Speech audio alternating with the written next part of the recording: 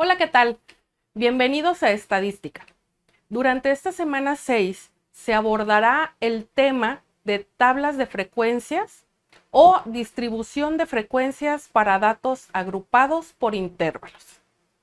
Las semanas anteriores estuvimos hablando de esta misma tabla de frecuencias, pero para datos no agrupados, ya que solo ubicamos el dato y su frecuencia, además de calcular los distintos tipos de frecuencia.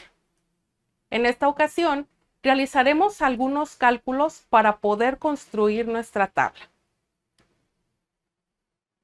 Vamos a recordar que una tabla de frecuencias o distribución de frecuencia es la organización en forma de tabla de los datos estadísticos, asignando a cada dato su frecuencia correspondiente.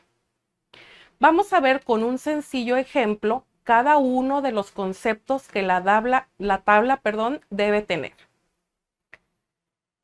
Se le preguntó a 30 personas cuántas horas al día pasan frente al celular y sus respuestas fueron las siguientes.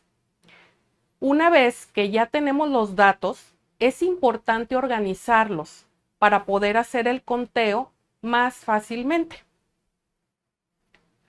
Una vez ordenados, los vamos a ubicar en la tabla de frecuencias agrupado en intervalos. Y para esto, primeramente tenemos que calcular el rango de cada intervalo y la amplitud. El rango es igual al valor máximo menos el valor mínimo y se representa con la letra R. En esta tabla, entonces, el valor máximo es 13 y el valor mínimo es 1. Al restarlos, tenemos que el rango es 12.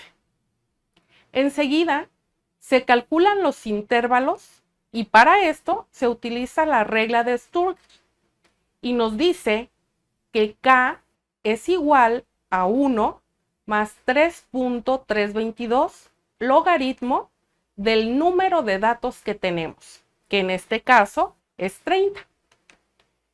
Al realizar la operación tenemos que es igual a 5.9 y redondeamos a 6.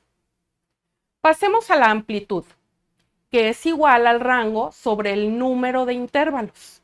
Al hacer la división tenemos que es 2. Ahora sí, vamos a pasar a la tabla de frecuencias. Los encabezados de la tabla son las clases X, F, FR y F mayúscula.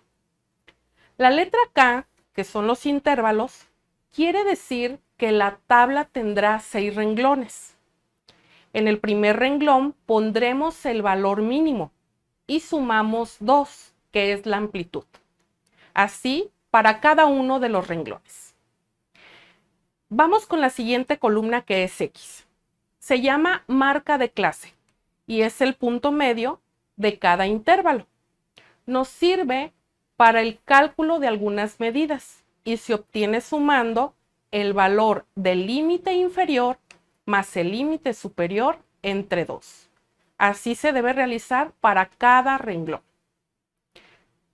La siguiente columna, F, es la frecuencia y se refiere al número de veces que aparece un dato. Y para esto, consideramos que el corchete significa que este número sí se va a contar para este intervalo. Y el paréntesis nos indica que este número no va a contar, sino que van a contar los que son menores a él.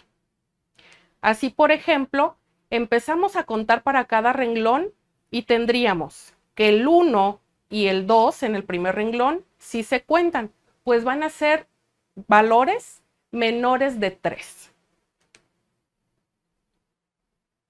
Al final, debemos realizar la sumatoria, que será 30, el número de valores de la encuesta. La siguiente columna, FR, se refiere a la frecuencia relativa, que es igual a la frecuencia entre el número total de datos. Y esto se hace 2 entre 30, 4 entre 30 y así sucesivamente. La sumatoria de la columna nos debe de dar 1 o aproximarse lo más posible, ya que no tomamos todos los decimales. La siguiente columna es F, que es la frecuencia acumulada, en mayúscula, y es ir acumulando las frecuencias de cada dato. Así, el primer dato tendrá que ser 2. El segundo se le acumulará al siguiente frecuencia, que sería 2 más 4, 6. Enseguida, 6 más la siguiente frecuencia, que sería 13. Y así sucesivamente, hasta llegar a 30, que es la sumatoria final. Hasta aquí el tema de distribución de frecuencia para datos agrupados por intervalos. Siempre puedes buscar información en fuentes confiables para una mayor comprensión del tema y puedes realizar la actividad de la semana. En caso de cualquier duda o comentario, puedes comunicarte desde plataforma o por correo institucional. Nos vemos en la siguiente sesión.